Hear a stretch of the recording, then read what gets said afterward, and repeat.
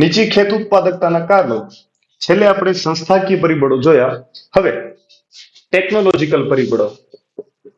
નીચી ખેત ઉત્પાદકતા માટે સંસ્થાકીય પરિબળો, ત્યારબાદ ટેકનોલોજીકલ પરિબળો.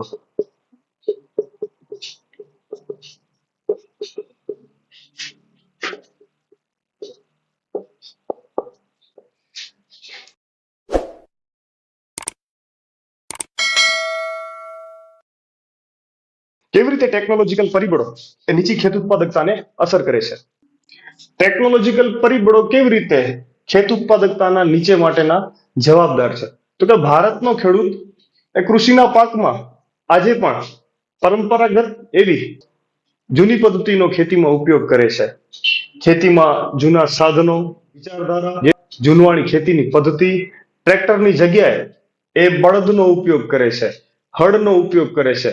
પરંપરાગત અને જૂની ટેકનોલોજીનો, જૂના સાધનોનો, જૂની વિચારધારાનો ઉપયોગ કરે છે. એ હજી પણ હળ અને બળદનો ઉપયોગ કરે છે. ટ્રેક્ટર, થ્રેશર અને ઘણા બધા ટેકનોલોજીના સાધનો વધી ગયા છે, એનો ઉપયોગ હજી પણ નથી કરતો.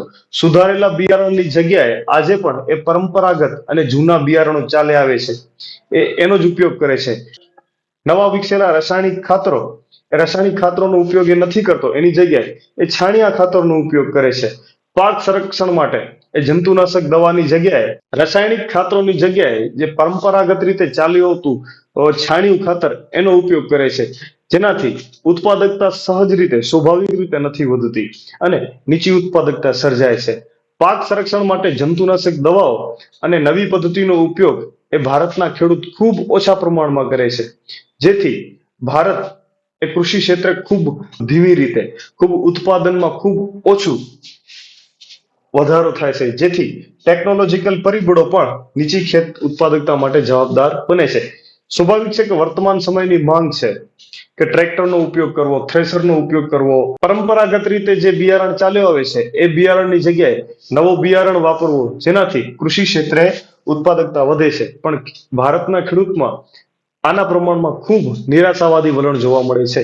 જેથી ટેકનોલોજીકલ પરિબળો પણ નીચી ખેત ઉત્પાદકતા માટે જવાબદાર કારણ બની રહે છે. ધન્યવાદ.